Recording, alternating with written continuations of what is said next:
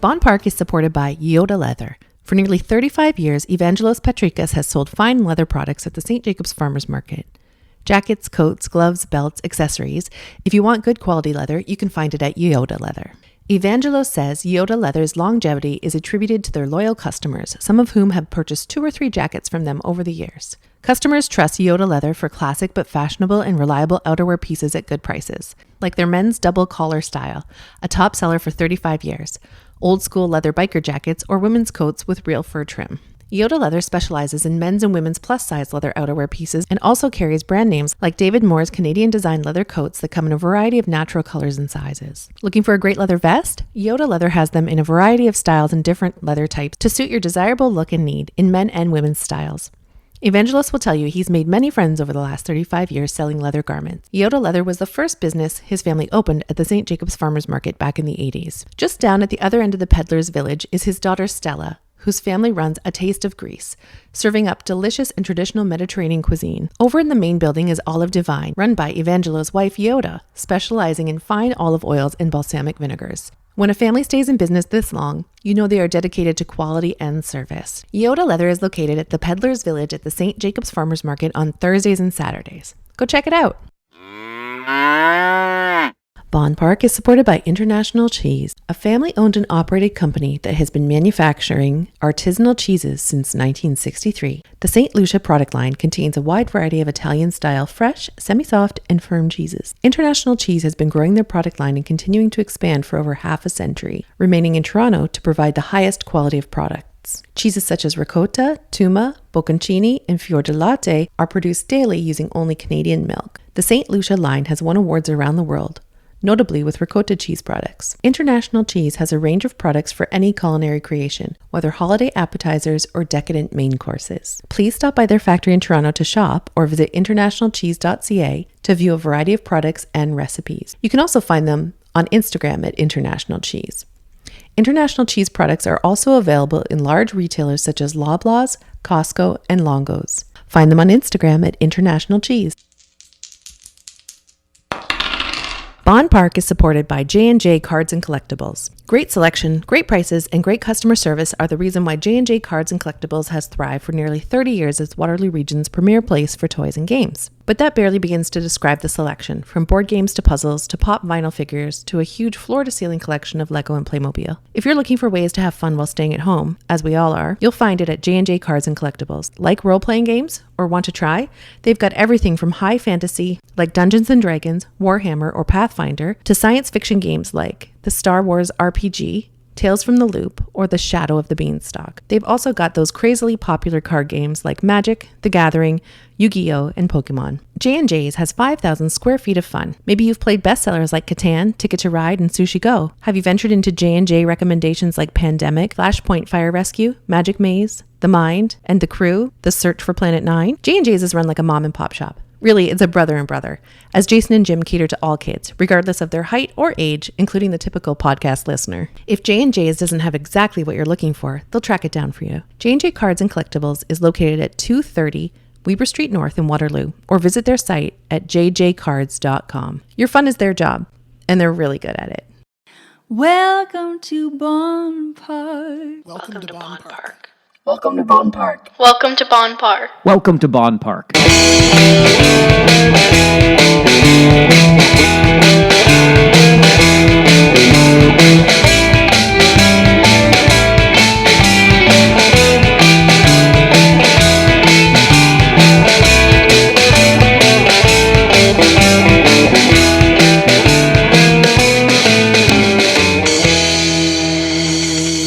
Welcome to Bonn Park. I'm Sara Geidlinger. And I'm Marshall Ward.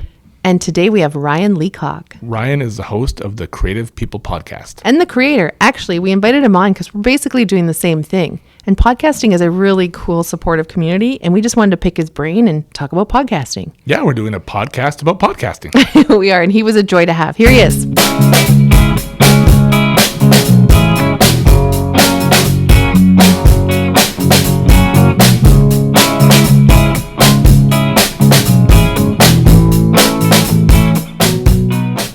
Ryan Leacock, thank you so much for joining us. Oh, no problem. Thanks for having me. We're happy to have you here. We normally start off the show asking how we met the guest, because that's kind of our thing. Marshall and I met at Bonn Park in Waterloo when we were stay-at-home, work-at-home parents, and that's sort of the feel of our podcast. But you've been brave enough to come meet two strangers in an abandoned school. So we're so happy to have you here. I wanted to invite you because we're kind of doing the same thing. Mm-hmm. We're talking to the cool people in our region, and you're talking to some people beyond. And I think that there's a lot of stuff that we can relate to on. And I think podcasting is a very supportive community, not a competitive community.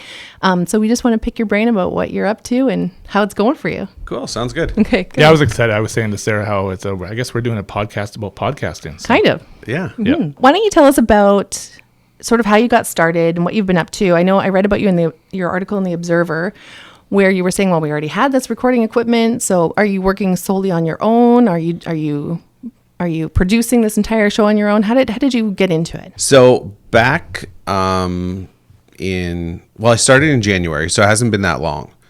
And the push for it was that I wanted to do something that I could do kind of every week, and have a creative project that I could sink my teeth into, and then kind of connect with people as well. So that idea of talking to creative people kind of was, I guess the start of it was listening to other podcasts, like I think specifically like Mark Maron's podcast. Mm-hmm.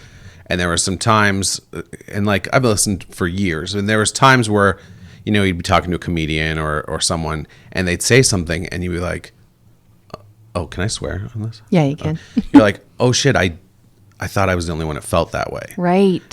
So that kind of, stayed with me. And then another part of it, and I haven't talked about this, is that the more you listen to podcasts, and there's so many of them, there's nothing, I'm not going to like speak down about, what Mark Maron's doing or anything like that, because obviously what they're doing is great. But you come to a point where you're just like, yeah, but what about regular people? Yes. Like I can only relate to some, people stuff about these people. I don't relate to their life. I get that sometimes with, I'm a huge fan of Armchair Expert. Yeah. As is the rest of the world at the moment. And an Armchair Expert has almost been like free therapy for me at times. I'm like, oh my gosh, I'm not a piece of shit like Dax talks about. Like, I'm a normal human just trying to make sense of this life. But sometimes there's a chuckle and a laughter about the wealth that they have, where I'm like, oh, I can't relate to that, and I can't laugh with you. And I want to talk to people that understand what it's like to pay your bills and trudge through this life, And then add the creative angle to it is like, none of those people are starving artists. They might remember when they felt that way, but I think once you get to a certain point, the memory's not the same. It's not like I just wanted to have the whole spectrum of people, between people who are in the middle of their career, people who are near the end, people who are just starting out. So I felt like that wasn't being talked about enough. And creativity in general, if you look up like books on creativity, there's a few, but I found it such a fascinating topic of, it's a mystery, and I'm not trying to solve the mystery either. I just want to play with it. I just want to know how other people feel about it. So those two things kind of combined. And then I made a logo because I'm a visual person. So I made a logo. It sat on my computer for 6 months, and then I went through a very frustrating, like I kind of go through those moments where you're just like, I'm not doing anything, I have to do something. Yes. I had one of those, and I'm like, well, fuck it. I'm dusting off this logo, and I'm just going to go for it. So that was January.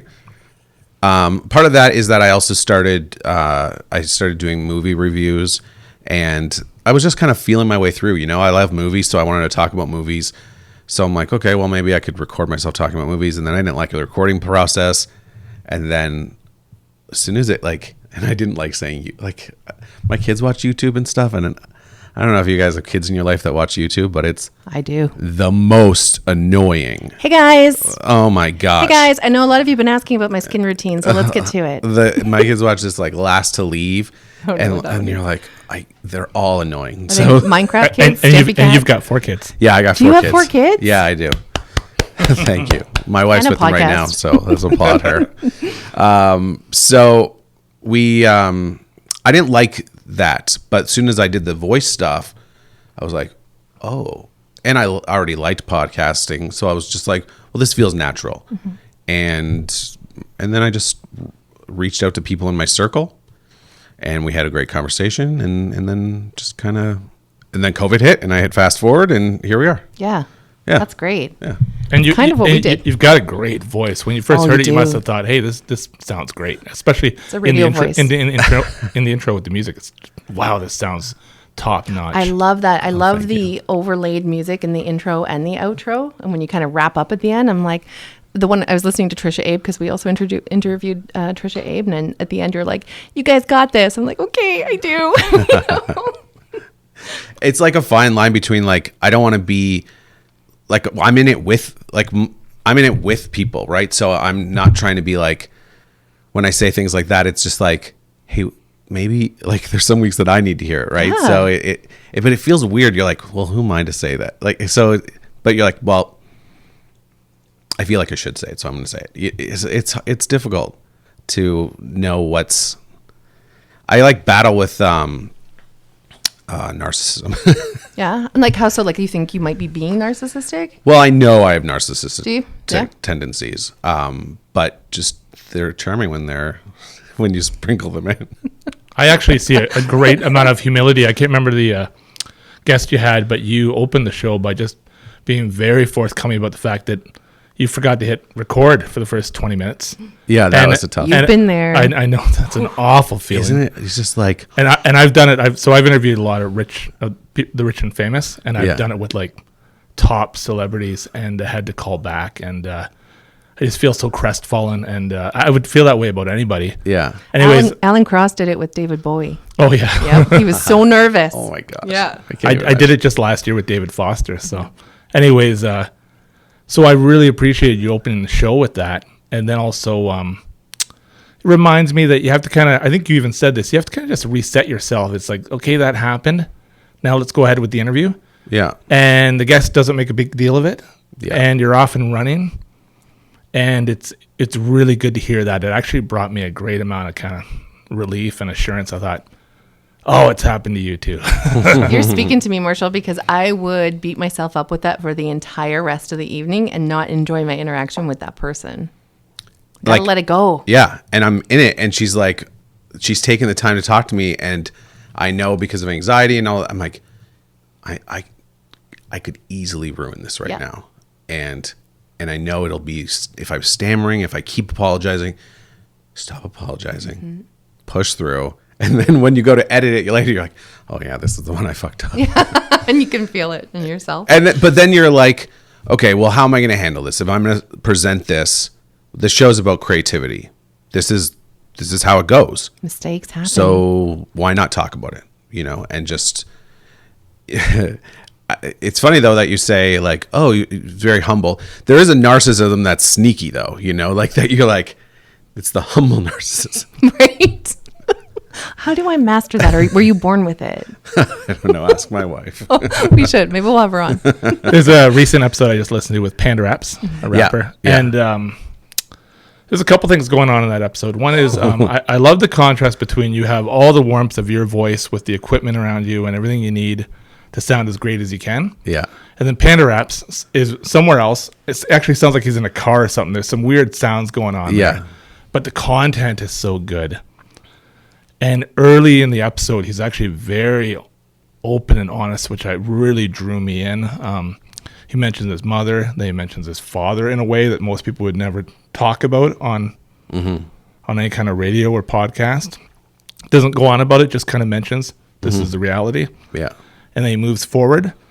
And somehow it worked. Anyways, this episode worked for me because the whole thing didn't sound like his end of things. I think I would have struggled with it if it did. Yeah. So you had the really crisp, good sound coming from you. What he was giving was great quality. Yeah. Your interaction was excellent. But you must... what's happening when you're trying to interview somebody remotely in terms of like here we are, the three of us are in a room. We can all see each other in close proximity. Yeah. We can feel the energy of each other. There's no lag in between our questions and answers. Right. So there must be an extra layer of something very challenging happening for you when you're trying to do these interviews. Some people are better at it than others. I think I'm an energy matcher. So I can gauge what they're, and then kind of meet them there. And sometimes it's tougher than other times. Sometimes people are really good at it and they're looking right at you, and you kind of forget that the screen's there. Other times, and sometimes it has nothing to do with the guest at all, is bad connection. That happens all the time. Like one time we had to do it on the phone, like after trying so many times. And it's the same thing as what we were talking about before about just like getting over it. When we had to switch to the phone, like internally, I'm rattled about that. I've never done the phone one before. I don't like the phone anyway. Yeah. And even that one, I was like, okay, well, this is now dictating the flavor of the episode. So let's just own it. But it is difficult. Everyone has different like ways of opening up. Sometimes you have to talk, like I'm battle with the narcissism, but sometimes you have to talk more about yourself to get someone to open up. 100%. And it's really hard to read that through your little laptop screen. And so you're there and you're watching them and you're like, what do they need? Because they're a little standoffish, or they're a little nervous. I was nervous coming over here. I hate that thing that they say in podcasts, like, oh, this is what it feels like on the other side. Yeah. But driving over here, I was nervous about it. Yeah, we've had guests tell us that they stopped for a beer, or that they had to like take the afternoon off and chill before. It's just us. Is it the fact there's two of us? I think about, so there's people who go for job interviews, and there's 5 people sitting on the other side of the table. And I think that's not even a fair level playing ground, right? And I always think, do you think it has to do with it being 2 people as opposed to 1, or? No, I think it's just I'd be nervous going somewhere. I overthink things, and I mostly overfeel them actually, like before, because I'm also excited about it, and so those things can exist at the same time. Like very close together. On one hand, you're like, well, I'd be fine if they canceled on me. Because I just want to stay home. I follow those like introvert accounts on Instagram because I can relate so heavily with it. Yeah. Like, remember that time we almost had plans and then we didn't? Best day of my life. Like just something like that. But then what I would feel later is disappointment because I didn't have the experience. But it's that getting there, that nervousness and that excitement. Yeah. I think of it like public speaking, like when you when you can do it and it's done, you're like, oh, I think I would have felt miserable if I backed out. Yeah, for sure. I've actually missed opportunities like that from being nervous, and I totally regret it. It's not a good impulse, but it's still there. And I don't think, for me, it's not getting better, but you might be getting better at handling it. Oh, I'm getting better at handling it, but I still feel it. I've been playing around with CBD a little bit. That helps a little bit too. So I said that a couple weeks ago. I wish I was a pot smoker. Yeah. I feel like I'd be good at it if I just gave it a try. It's a whole other world. We were looking at your shop. Yeah. And what's so cool is, one of our first guests was photographer Mark Walton. That's right. And that was the first time I heard the term imposter. Sorry, what is it? Imposter syndrome. Yeah, imposter syndrome. Which we all artists, and all you have creatives pins have that say that. Survivor. Yeah. Right? Imposter syndrome survivor. So that's actually a very new expression for me. We talked about it. You've had it. Yeah, for sure. That's so great you made some pins about it because like I said, I just learned that expression. Yeah. Yeah. When did you first hear that expression, and did you relate to it right away? I heard it before, but I found it kept coming up in the interviews I was doing. It was like, oh, here's another person who said that. And again, it was one of those things that was like, oh, I thought I was just feeling this. And when you think you're the only one feeling it, it amplifies the imposterness of it. You're totally. Like, well, everyone else looks like they know what the fuck they're doing. So I must be the only one. But that relatability when somebody else brings it up, we're like, oh my God, you are fantastic at what you do. Yeah. How could you possibly have imposter syndrome? Exactly. When I look at your range of guests and the diversity, and I'm talking about every kind of diversity, it's almost like it looks like you couldn't have planned it better, but I don't have any reason to think you planned it at all that way. I'm talking about all different backgrounds, different professions, different ages. You have men and women, different ethnic origins. It's an incredible mix. Was it something conscious there when you first started? Or is this your circle? I branched out of my circle. I grew up in a big church, so I had a lot of people around me in my life that were that had different skill sets. So it was a natural in that sense of like I'm used to being around a lot of people who do different things. And I knew I wanted the podcast to cover the whole spectrum of creatives because partially I just get bored. So, there's podcasts that like just talk to graphic designers and designers all the time. Well, like how many things can you say? Like, so I wanted to talk and I'm curious about it. Like, I want to know how the baker feels about her creativity. Is that the same as I feel about my creativity? And if it's not, how is it different? So, and everyone, I've also like seen patterns, musicians talk about their creativity. They're all different, but they talk about it in a different way than I do. And I like seeing that. One of the things is like, it's a new podcast. And it's not quite where I want it to be yet in terms of talking to all different types of people. But we're headed there. It's been difficult a few times where I get some feedback that's not negative, but kind of questioning some things. And I'm like, I'm just starting, like, just give me a chance. Mm-hmm.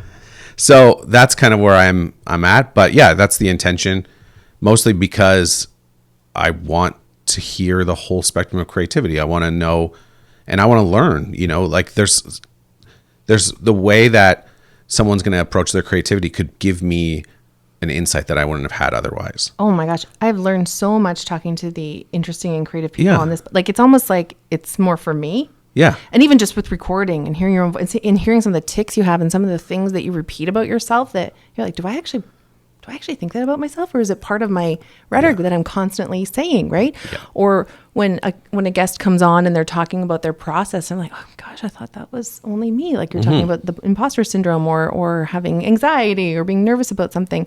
It's almost selfishly wonderful. Yeah. Right? Yeah. To get to know these people. Totally. Yeah.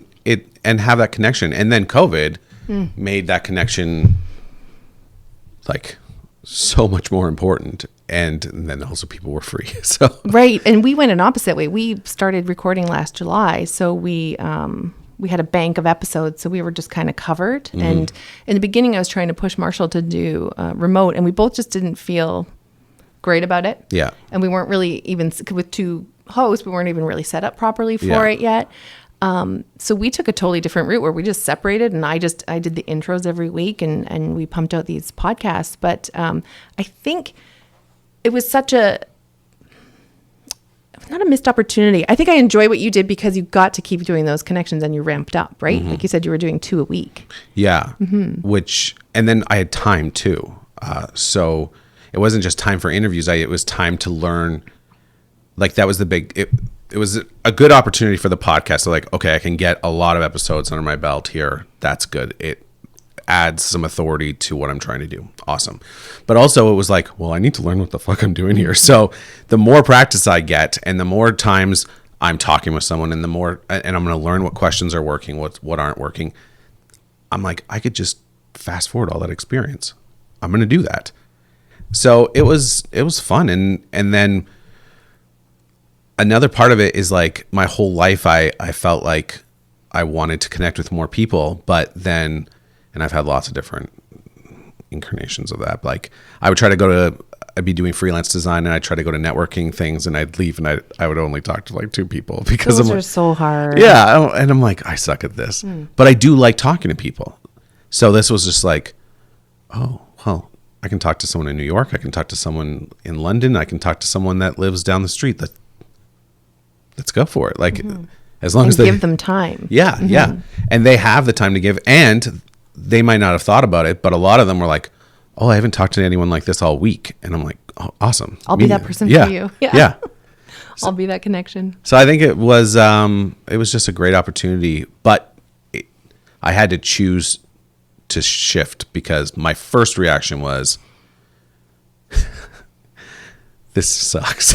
And it sucks for everyone, but just selfishly, I was like, great, I started this thing, I'm gaining momentum, and then this happens. but I had to just change my perspective on it. You must be blown away the way we are by 22-year-old guests like Paige Warner who come in and just, oh my gosh, they just seem to have it so together. And whether it's their music or a muralist who's 25 and doing murals all over the city. I find it so humbling. I think about what I was doing when I was their age. Imposter syndrome. Yeah. Now, they don't necessarily deliver the same kind of interview you get from a 45 or a 55-year-old. It's a different talk. Yeah. Yeah, it's a very different talk. But you must have had that same experience having... were you in the same studio with Paige when you did that? No, we were separate. I know Paige from my old church, though. Oh, cool. So we did have those ones... That was a nice thing about doing the podcast is that I got to kind of reconnect with some people that, I never knew Paige. I knew her dad sang with my mom. My mom's a singer in the church and stuff. So I didn't really know her. But she was a connection from this church I don't go to anymore. And it was, connecting. And then also like what you're saying about there's some of them are so young and everyone's figuring it out. But I'm feeling my age more. That's been the downside of like, oh, okay. I'm viewed like I'm only 35, but that is an 8. Like it's a lot older than 22. And then also being new, one of the people that I interviewed early on, he has a podcast and he's down in Florida. And he's like, I didn't know this before, but he was like in college. And when he said it, I had to be like, oh, you're in college, eh? Okay. Well, I'm old. And we're old too. We're older than you are. It was just like, you just had to like, yep, we're all in different journeys. Yeah. No, we are. And you have a different story for that. Yeah. I think 35 is an interesting age. I think somewhere around 35 is where for me I felt like I was starting to let the ego go. And it felt right. Yeah. And by the time I was 40, it was, I think, either gone or I beat it out of me or something. So you start just letting something like that go. I've heard from my friends in their 50s that's the golden, that you're just like, you don't care. And you're just living your life. Yeah, I actually heard a comedian say 50 is a great age. You kind of go, oh, I guess my dreams aren't going to come true. Relatable. Yeah, 35, like being the 30s was a big, like I felt like as soon as I did turn 30, like I've made a lot of changes in my life, but also I calmed down about them. So it's been, I feel like I've grown more in the last 5 years than I probably did in my 20s at all. Like, Wasn't your brain not even fully formed in 25 or 26? Isn't that the... Well, I've always said, Fred Eaglesmith sings, it's a man doesn't grow up till he's 40 odd years old. Oh, interesting. So you've got some time to go. Yeah. Don't be so hard on yourself. I want to get a little techie and geeky and talk about how you're recording, right? Because you mentioned you needed to learn your interviewing and everything. We learned everything on the fly. We were just like internet researching. We decided what we wanted to buy. We went out and got it and bought most of our stuff locally and then had to learn how to use it. So what was your process like? Because I think I had mentioned earlier, I read that you said you had recording stuff already, or what was that about? Maybe I interpreted that differently. But my friend Josh, who is the first guest, he does sound stuff. So it was, and my brother-in-law too, he does sound stuff too. So there was a lot at the beginning, it was a lot of texting back and forth of like, okay, well, what do I need? And then you're talking to sound people. So then you're like, okay, what do I actually need? Because you're going to give me the wish list. Yeah. And your standard is going to be different than my standard. So I did all that. I bought some stuff, but then also I didn't overthink it. Like I made sure, I wanted to make sure that I have a good mic, but that was it. And I have a decent laptop. So it was just like, okay, I have this now. And then I bought some other stuff when I thought I was going to be doing more remote interviews. And then I just kind of leaned on them and I've learned a lot of stuff. I still send my stuff to Josh to clean up. Oh, cool. Which is nice. Not the stuff that I record. Yeah, you can. Not the stuff that I do before and after, because part of the thing about the sound bed is like, oh, this covers up like all this, like my kids yelling. Just put this, put the music in there. So it was just, I knew that technically, like technical stuff is it doesn't inspire me. It more like makes me in my own head. So I was like, okay, well, what's the base that I need? And then I'll just figure it out. So I edit in Audacity. I don't know half the things that program does. Oh but my gosh, I'm using like 10% of what you can do. Like people record albums on these things. Yeah. Like good music. Yeah. That's not what we're doing here. I wish I were though. So that's kind of how I started, and I'm just getting better. There's still stuff that as COVID like ends, I do want to get back into doing like live stuff. So, but then I bought mics that I don't like. So I don't know. What'd you get for mics? I just got lav mics. For my home one, I just have a Yeti, like the silver Yeti. We looked into those too. You know what? I had a Shure SM58, which is like the concert mic. You can throw this down the hallway here and kick it, and it'll still work. Yeah. I had one. So when we went looking for new ones, we just thought, should we just get the same thing? We asked a musician friend, and he's like, "Oh, those are great. You'll never regret it." But it was a tough decision because the hard sell on those podcasting mics is out there. Yeah. The Yetis and the Blues, and I don't even know half of the names of them. But I don't know, we're happy with these too. Yeah, it's pretty basic. Yeah, but it works, it sounds good. And your website looks amazing. It does. Oh, thank you. So everything from the opening page to, it's so easy to navigate, find all the artists. And I'm jealous of the shop because we talked about doing a shop and then we dropped it. And then I saw yours, I was like, oh, we did it. You have a very clear, clean, consistent way of presenting the guest. All the photos look amazing. do. The way you stylize the writing, the color palette that you use, graphics. What's all behind getting that looking the way it does? Oh, that's just being a graphic designer. I didn't go to school. I didn't do well at school, so right out of school, I started working at this company. They did digital yearbooks back like on CD-ROM back in the day, and I started there stomping this, like all the CDs needed to be stomped like with the label. Yep. So I'd stomp them all, and then I made a friend that worked there, and then he started teaching me stuff, and then I took over like basics, and then I started working in sign shops, and so Cool. I've been designing, like kind of self-taught designer since since I was 20. I have a particular, I think I have a good eye, and I think I know what I like. So that's where that all started. And then now I'm actually kind of outsourcing. I'm working with another designer named Caitlin, who's great. So I've kind of given over some of it to her, but right now, like I basically set up the whole. You got like a template that you pass. Yeah. And then, great. And now that she's feeling good about it, like I'm like, well, now that you kind of know our look, like go for it. You play, because I'm real. Like you can only do so much. Like all of us only have so many hours a day, and you got to focus on like, well, what is actually important? Do I want to be known as a designer, or do I want to be known like what do I want to be known for? And right what do I now want it's to the show. That's what you're working on your show. Yeah. So it's a tool, and then also if you can't think about it all the time, your ideas, there's going to be like a ceiling to that of like, okay, now I'm thinking about the show. I'm thinking about the audio quality. I'm thinking about this.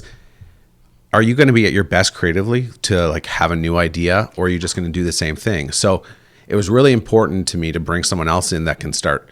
Like even this week, she was like questioning a few things, like how do we display things on the social media? And I was like, that's interesting.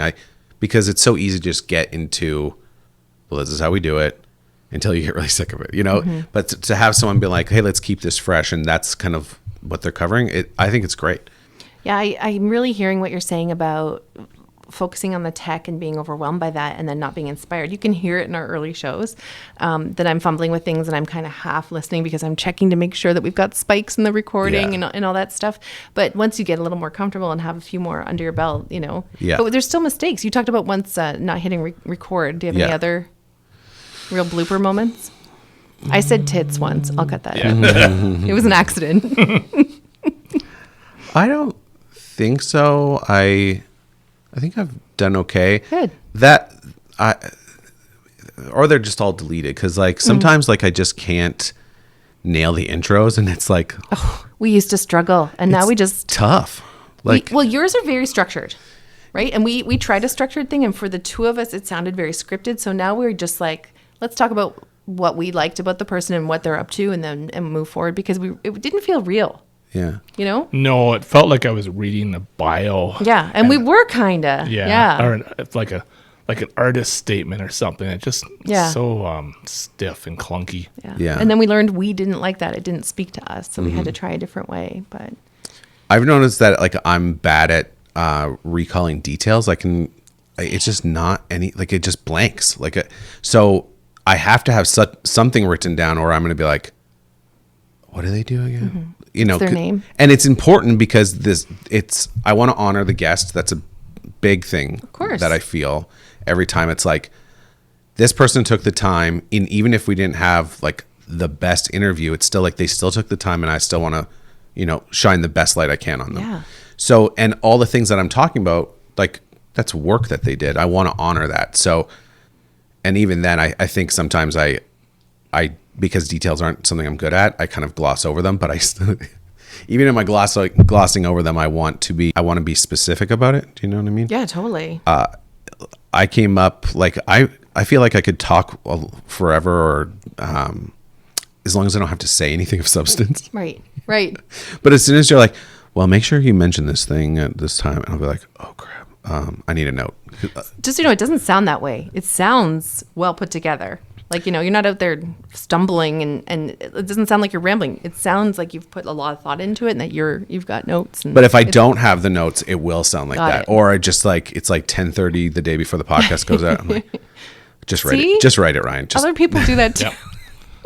I think sometimes I feel afterwards with a guest that this may have been the only time, I don't know, in their life, but for a while anyways, where somebody gives them their undivided attention for an hour.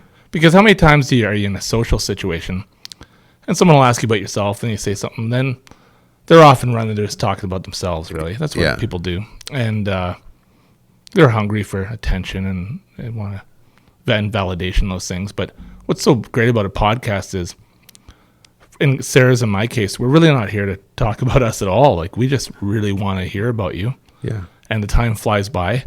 And I think some people come away from that feeling energized and thinking, wow, that was great. In fact, they were able to like flesh out some long thoughts. Yeah. And learn things about themselves during the process. Yeah. Yeah.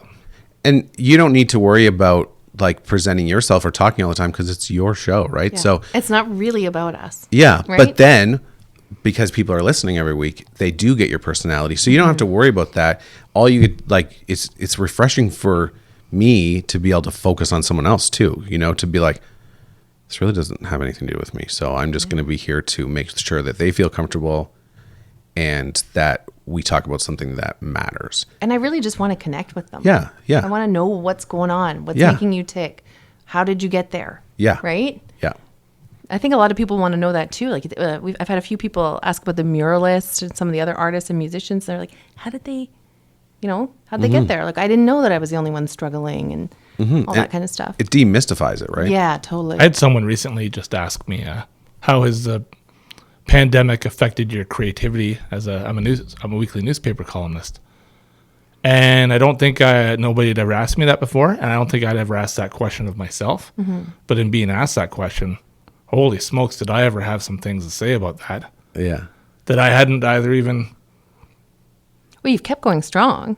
Yeah, but I hadn't even processed, but absolutely is impacting me. So I think one of the beautiful things that can happen in a podcast is when someone says, nobody's ever asked me that before. Or, that's an interesting question. I'm sure that's happened to you many times, where you see this awareness in someone where they go, wow, here we go. I'm going to try to answer that question for you. Yeah, I have seen that. Sometimes they're like, oh, that's a great question. And I'm like, I think you mean that you don't know how to answer it. Yeah. Yeah. But other times it's like, oh, that's a great question. And then they kind of get into it. What I do is there's base questions that I send to the guests the day before, just because I do want them to flesh them out a little. And I also don't send them too early. So I want them to be like mulling them over like the day of, because the focus is like creativity. I want them to be thinking about, well, how do I actually interact with my creativity?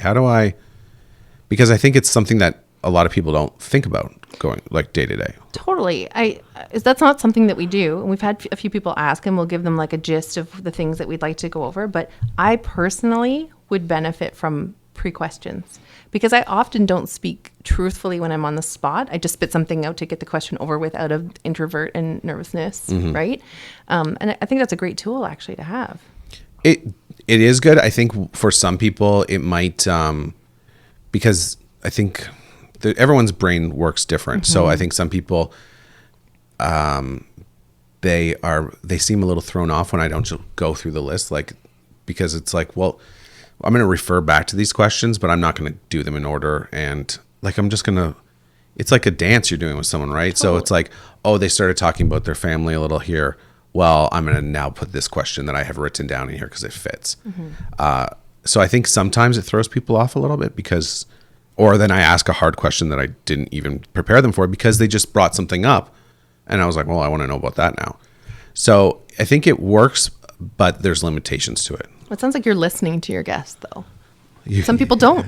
Yeah, and I don't want to listen to those podcasts. No, right? Because there's magic in conversation and there's magic in connecting, and that's why when we forget to hit record, that's why it hurts so much, because you're like, that moment won't ever happen again. We can't even redo it. It won't, like, there's no point in even had that too. Redoing it again, because you were thinking a certain thing, like we got there because of what we had just talked about, and then a joke happens or whatever. It's not genuine anymore. Yeah. And so it's like, well, we're not going to restart this. Like,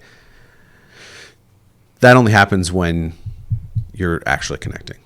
We find the best stuff comes after we say we're done and I hit stop and we take off with the cans. It's like, how many times have I said, oh my gosh, can you sit back down again? And it never translates. We should actually just keep rolling for like another half hour or whatever, because you've made the connections. Everyone's loosened up. We get to know each other. We understand, oh, okay, you mentioned that you're a creative artist or whatever. Yeah. And then you connect that way. And that's when it all starts to pour out, right? You have to get to know each other. Yeah. Yeah.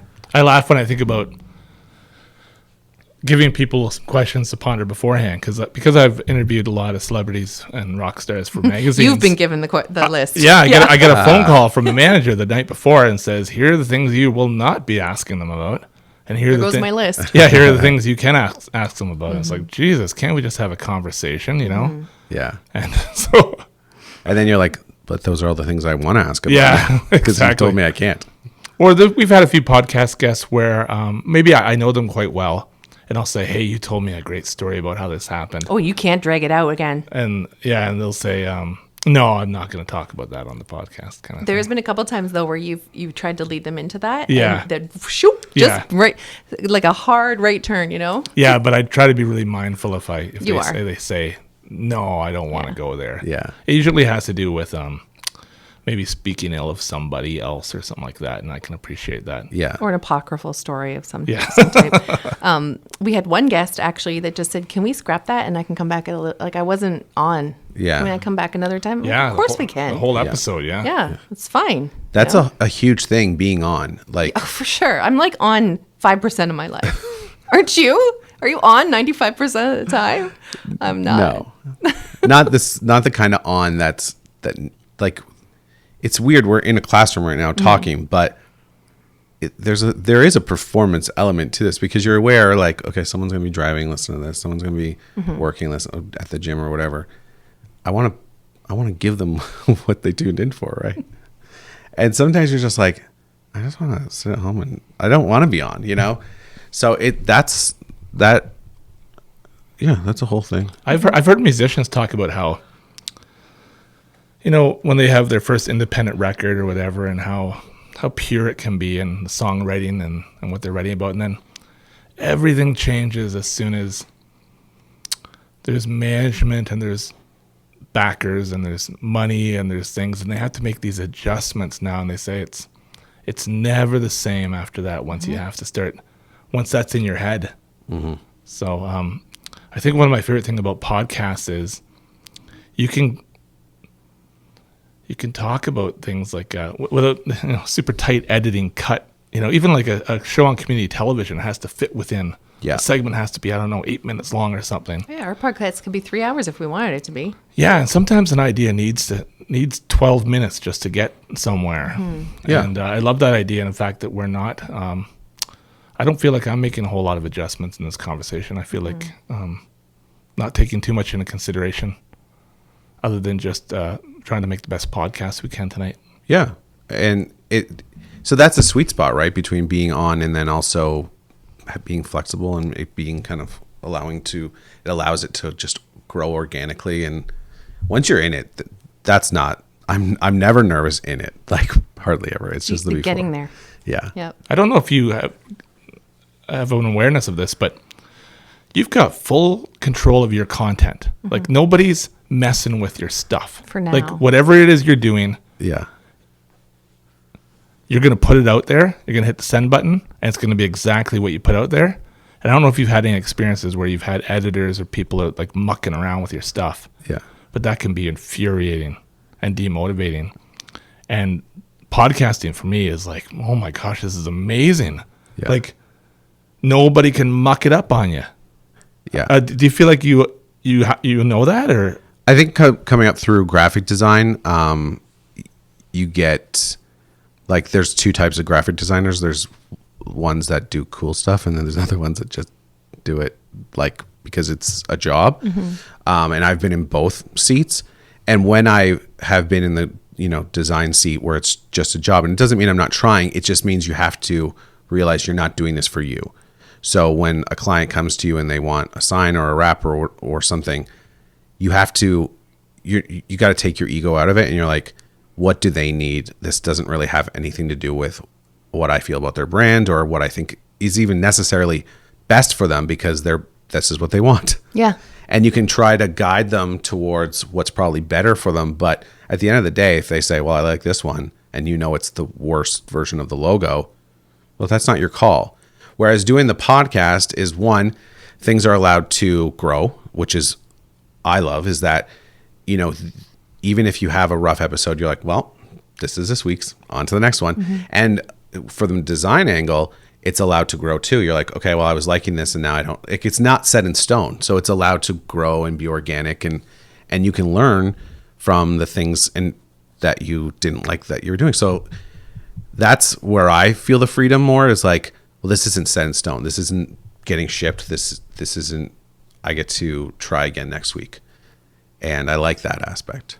There's a lot of successful podcasts out there that do have rough weeks. Yeah. And you're just like, wow, that wasn't their best effort, but cool. And we'll move on. Yeah. Right. Or like what I like to think about is like, if you think about like late night TV, like, like let's use like Jimmy Fallon, for instance. Sometimes like if Jimmy Fallon, like he was scheduled to talk to someone and they didn't show up and it's awkward, like it's like, well, they're going to leave and tomorrow Jimmy's going to have a show again. That's when I'm worried about it beforehand. I'm like, I'm going to have another show after this one. Even if this interview bombs, I have another one. And you don't have to publish it if you don't want to. That's the creative control. I mentioned earlier when Marshall said we have creative control, and I kind of whispered for now. I'm just calling back to all the rumors last year that the federal government wants to stick their hands into podcast content. And I haven't seen much come into fruition with that, but it's coming. Oh, my. Yeah. That doesn't sound good. No, it doesn't. Like licensing and content control. Oh my gosh. It was almost like it was slipped in the media, and they pedaled back real fast on it. So something's in the works. That came out before we even started publishing. I want to ask about your family. Oh yeah, but I thought we should follow up with you're podcasting with 4 kids in the house. So you're doing you're doing what everyone's been doing.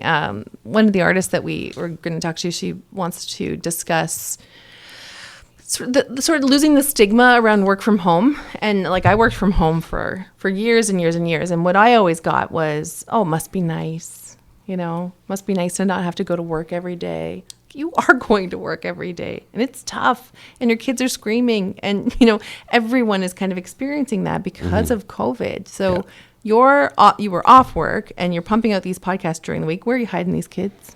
My wife would take them to the park sometimes, or she would keep them downstairs. What's their age range? They're 10, 8, 6, 4. Babies. So wonderful. So it's very helpful to have them all 2 years apart. So we're about to hit 11, 9, Yeah. they're good kids, so it helps. But I think we're all going a little nuts in the house. I'm like, certainly I have concerns about them going back to school, but on the other hand, I'm like, they need to go back.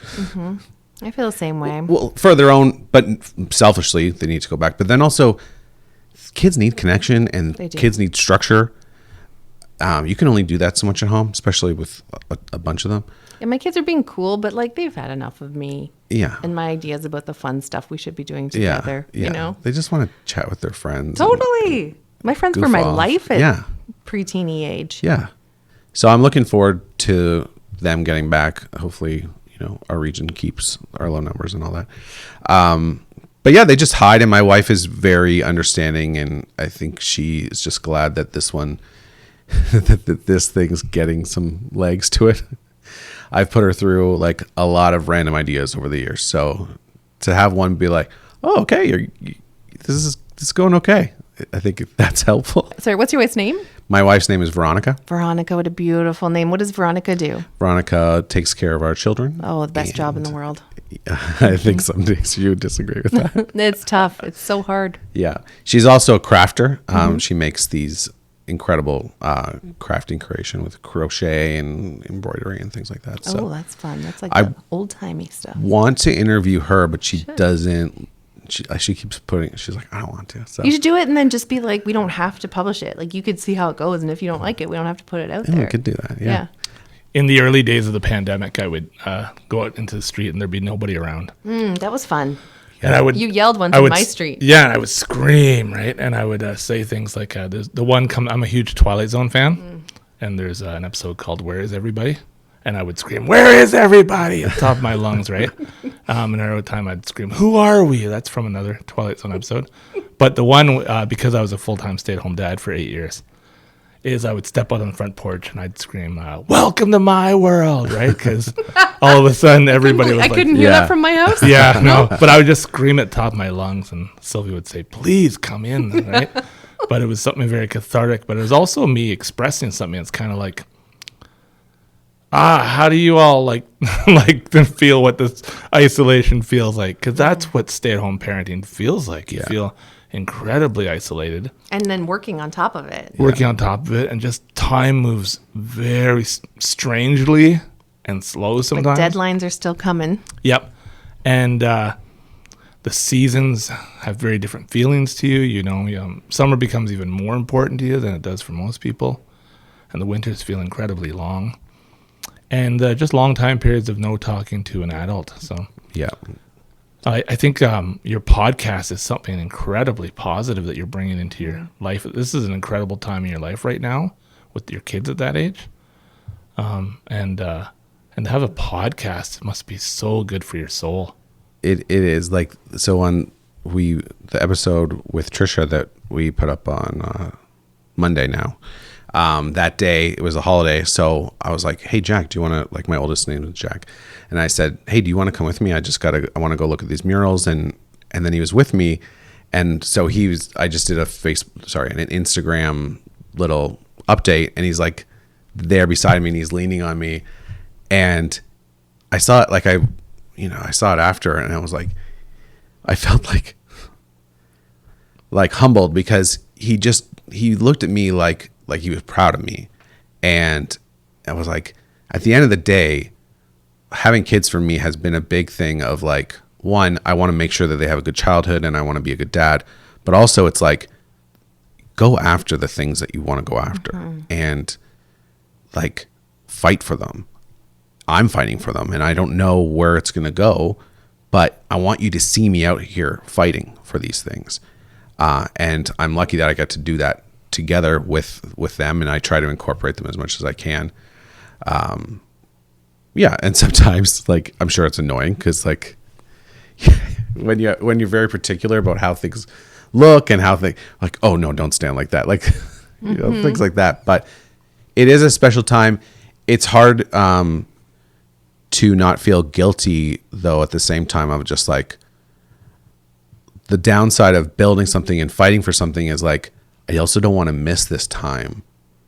But I think the way I kind of resolve that in my mind is like, me being here, I don't need to be like, sometimes we're all busy, but being at home, I'm like editing the podcast or doing graphics or whatever.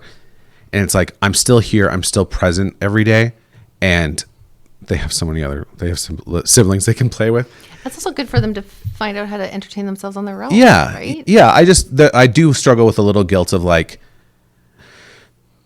there's a sweet spot between doing stuff and following your dreams. And then when there's been times where it like dips over into the other side where you're like, I think this is important, but it's not as important as I need to be able to put it down and go spend time with them now. Yeah. And finding that sweet spot, some weeks I'm better at it than others. I've had an opposite pandemic experience where I've never worked more in my life. My ID weeks have been 60, 65 hours. Plus I have a photography business. Plus we're doing this and we haven't stopped. And I've got 2 kids. So it's been overdrive. I haven't had this let's bake bread and figure out, life experience. And I've definitely felt all of those things that you're talking about because now if I do have some free time now, my kids are already entertaining themselves and they're not looking for me. Yeah. So it's already shifted that dynamic in the house. Yeah. Not great. It's tough.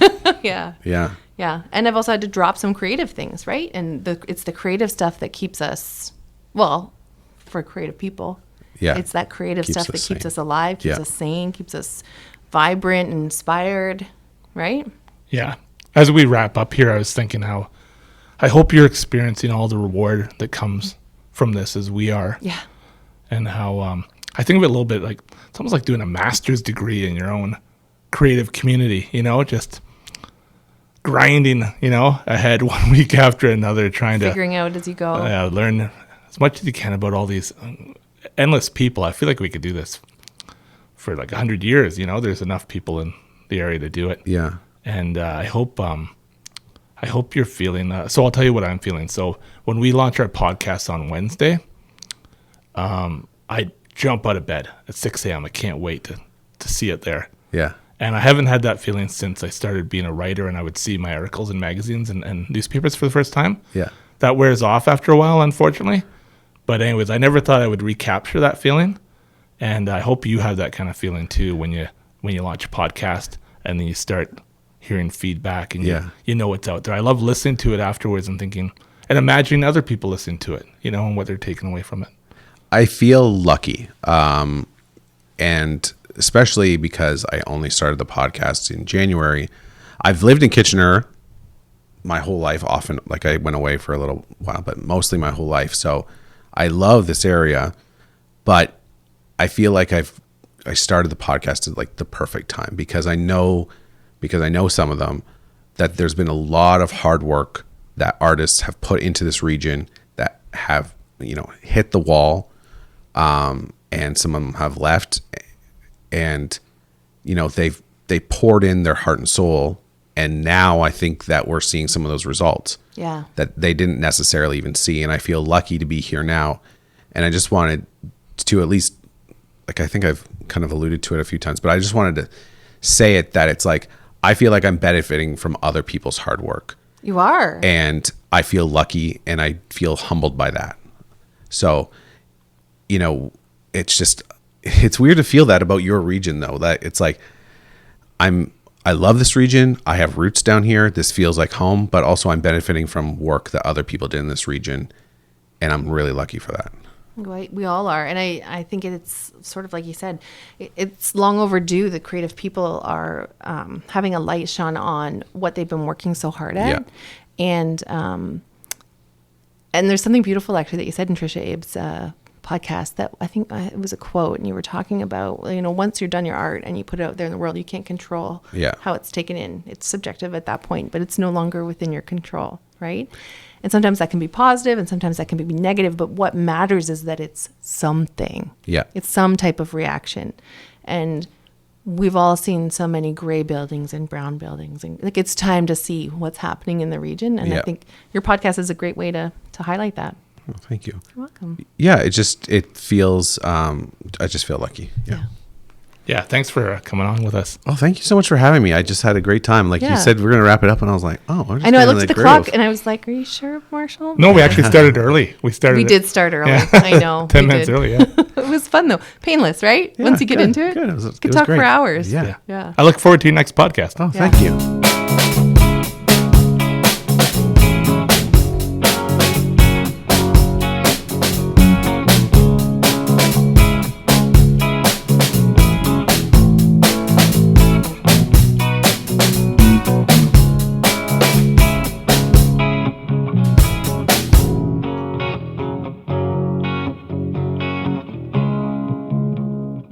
Hey all, thanks for meeting us in Bonn Park. Please like, rate, and subscribe to our podcast on the platform that you're listening to. And follow us on Instagram and Twitter at Bonn Park Podcast. Original music by Alan Lung.